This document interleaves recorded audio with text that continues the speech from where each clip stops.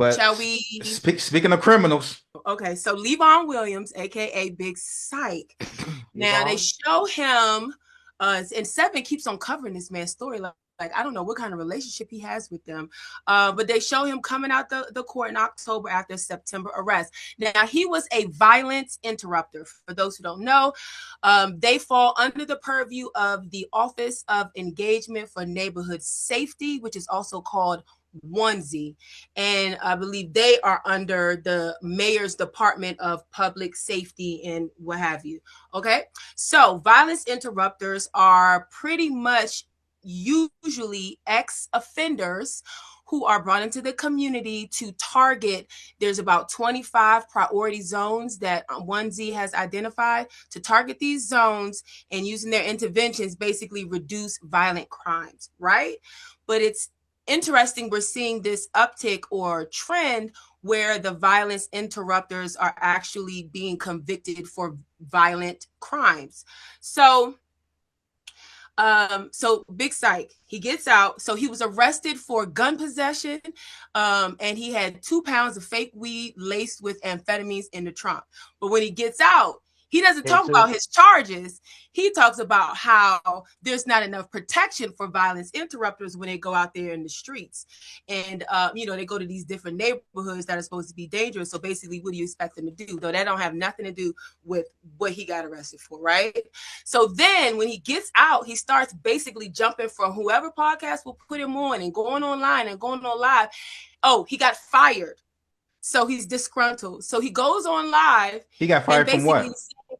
he got fired as a violence interrupter from Hillcrest Children and Family Service. They are one of the contractors that provide the violence interrupters under ONSE. So Psych, we he gotta gets let out you and he starts go. telling people, so he gets out and starts saying most of the violence interrupter programs are all scams, and they just be making up names and doing this and doing that. And so as he's been making this circuit, making his rounds, rampant speculation on his informant status. Allegedly, he turned while he was in jail. He's been convicted of 2 other murders, which he served 15 years for, and then it was vacated and dismissed. So he's going around talking about how most VI programs are scams. Now we move to the murder of Blaze Bozeman by 2 other violence interrupters, Frank Johnson, the shooter, and Cody Wynn, as shown in nightclub surveillance. And the police caught up with them basically just using good old-fashioned police work and the cell phone data. Now, under fire was the deputy mayor for public safety and justice, Lindsey Appiah, to explain what justifies the violence interrupter program. And she notes they use something called the GVRS model, which stands for Group Violence Reduction Strategy. The interim director of ONSE, Kwelli Sneed, wants acknowledgement. So she goes in front of a hearing in front of the council. And one of the things she wanted acknowledgement for was the 34% reduction in violence in the 25 priority zones. Whereas MPD and other criminal justice analysts really credit the redirection of secure DC legislation, surveillance and technology, and increased federal prosecution of gun crimes as the real calls for the reduction in the crime. So basically, nobody can really point to how effective the programs are. So these programs are operating under like a no bid policy. So basically, whoever gets the contracts are people who are in the know or have the relationships with those people in the local government.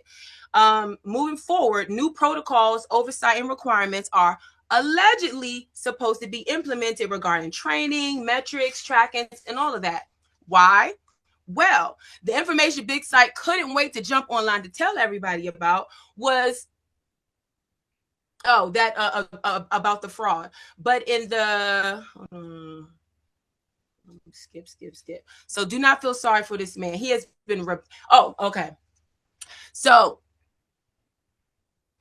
when these officials are being brought to question, not only are they asking what are the protocols and the oversight, but they also have severe money and funds issued. There was $21 million that was given to Life D's, which is one of the contractors.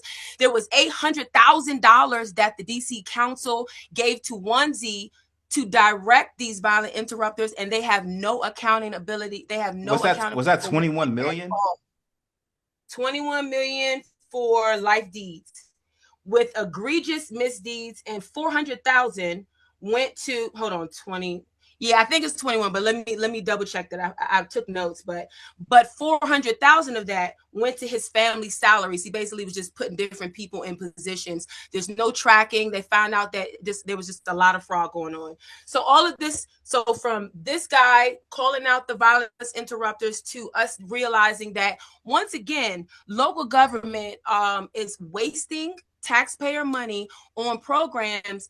And I'm not saying that none of it works. I'm not saying that, of course, I'm not saying that there are not real violence interrupters that are doing a good job. But unfortunately, there's always people that are messing it up for everybody. And so now they've come through and they've said that we're going to implement all of these new protocols. But you know what? And guess what? They said the same thing back in the 2000s when your friend Ron Moten and the Peaceaholics were getting all their contracts from Mayor Fenty. There was no oversight. They were sued from the Attorney General for $639,000. And he was barred from serving or having any fiduciary responsibility with the nonprofit or organization for 5 years. So, who did? Salute to you for saying fiduciary. Ronald Moten. So the DC government in early 2000s, after that, so they were going to implement protocols so that these programs will have more oversight and we have actual metrics. And then fast forward, here we are in 2026 with them saying the same thing. Oh, okay, we're going to improve the metrics and the oversight. So basically nothing has changed for the past 20 years. So real quick, I want to say in like maybe 20 seconds. So like, okay, I think that there's definitely some oversight that needs to be done on violence interrupters, right? But let's also have that same scrutiny for MPD that gets over $600 million. Their overtime budgets on an annual basis is anywhere from 60 to $70 million that we're paying cops overtime to be out on the streets. And they're not inherently making DC safer, right? So like, yeah, let's look into violence interruption for sure. Let's look critically because at the end of the day, you're moving my tax dollars. I want them to be spent efficiently. But if we're talking about efficiency and as it pertains to public safety, we got to also look at a grossly overspent MPD budget. And then the last thing I'll say, which is at the heart of the question about Big SYKE, right? Is he a snitch? Is he not?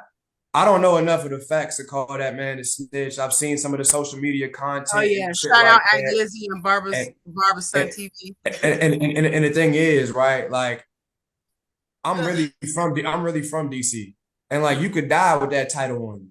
Like you could die being hot. So like I'm not even gonna sit here and play on this internet shit about whether this man is or isn't a snitch. I don't know. I ain't seen it in black and white to call him that, so I can't. Yeah, I think that maybe. The phone was videotaped and put up online. That he's been recording conversations and all of that.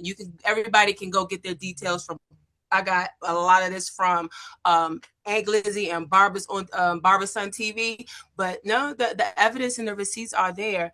But I say all that to say that from one person not wanting to deal and be responsible for their own crimes, they've shown a light and brought a lot of negative attention onto the overall violence interruption program. And also this highlights the same topics we keep talking about, just when we was talking about funding earlier, when we was talking to one of the candidates about funding and just the local government. I agree, the MPD the point is, how come it is a common practice for the DC government to just give money out left and right, hundreds of thousands left and right, without any requirement for any accountability for any of the departments?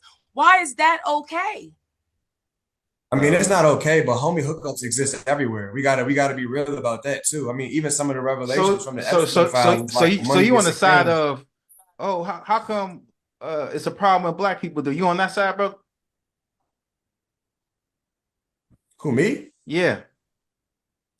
Am I it shouldn't be a problem since white people doing it and let them get away. How come let us be crooked too?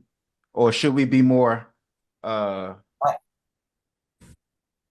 that's not necessarily where I'm coming from. What I'm saying is that at the end of the day, if you live in a machine politics city, proximity to the decision makers is going to be the reason why in that procurement process you fuck around and get a grant that has been since time immemorial. That's LA, that's Houston, that's New York, that's Washington, D.C., that's Baltimore. We can't act brand You new. gotta As play to somebody who play, sees baby. behind the curtain on Can I some jump Wizard in? of Oz shit, I see behind the curtain and know how regular that is. So what Mm. I'm not necessarily beefing about the system that says, hey, there are folks that are in place that have a favorite vendor. It's just important that that favorite vendor delivers on services. So it's not necessarily a problem Absolute power, that you absolute power corrupts. I see what that Absolutely. you are favoring somebody in a procurement process. I But if see you're what you're saying. favoring them, make sure that those outcomes are representative of the tax dollars that you bestowed upon them. Because All I right. mean, there's folks, You can't favor just one or two or three programs because we have too many people that need to be served for everybody to be properly covered and reached. No, that's that. And how do you have this position at this point in the conversation, but at the top of the hour when we're talking about implementing change and changing the way things are, but then now it sounds like you're saying, well, that's just the way things are and it's not going to change. I'm not saying that. What I'm saying is part of even having this conversation is acknowledging how normal it is to the landscape before we can talk about what needs to change. Now I'm with you. I think that there does need to be oversight. I double down on saying there needs to be that. I double down on saying that there needs to be outcomes that come from us moving this money. But we're not gonna sit here and act like it's just because, to your point, Leslie, you're saying, why is it that DC has this history? It's not just DC, it's fucking America. It's the world. It's procurement broadly. Let's go to because red. Let's go to I live in red. DC. So it's not that we're not. I'm not saying that these things don't happen everywhere else, but the thing of it is that it doesn't matter that it's happening everywhere else because this is where we live. Can I jump in for a second? I listening to everything. I didn't know the actual, story exactly, but listening to you guys explain it, listening to you explain it, Leslie, and then also listening to what you followed up with, Ty.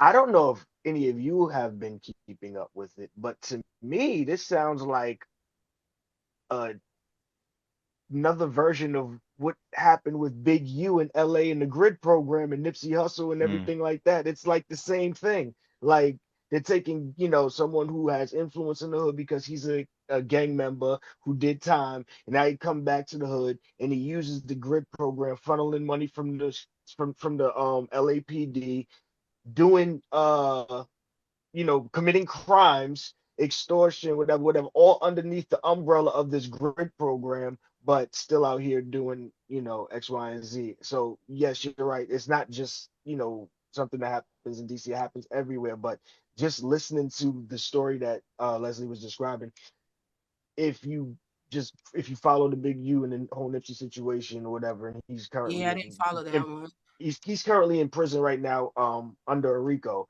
and it looks like that he's gonna be in there for the rest of his life.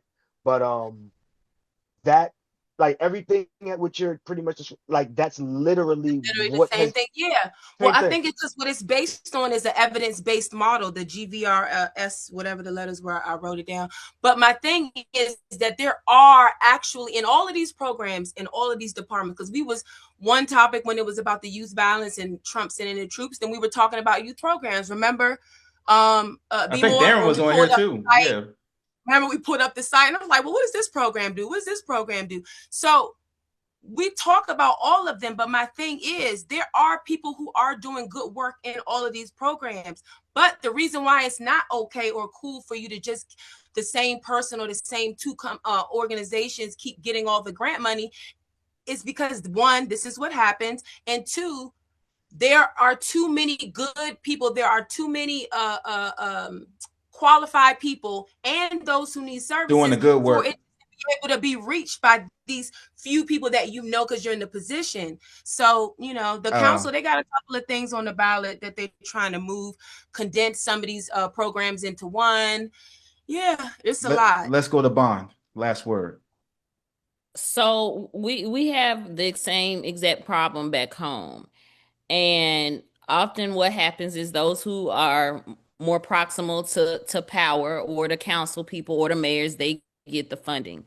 What I also know is the most significant violence interrupters, the ones doing the real work that's most impactful, those ain't the niggas that's getting the checks from the government. Those not the niggas getting the grants. These are like real active gang members, some of them still, some of them former gang members that are actively in, I'm gonna say, a group chat having a conversations to keep the YNs from hurting other people. Like, these are people actively doing the work that have their own network without the structure of the government, without any nonprofit. Like, they out there doing the real work, and they not working with cops. The people doing the real work are not the ones working with law enforcement. They're legitimately interrupting violence and preventing it from plaguing the communities. Technically, those are the people who should be funded, but their real work doesn't fit into the model that the government currently presents. So, But crime is down everywhere, right? So that's good, right? Let people get their pork chops. Let people get their cocaine and their the cocaine and what? And crab oils? Crab legs. Crab legs. Crab legs.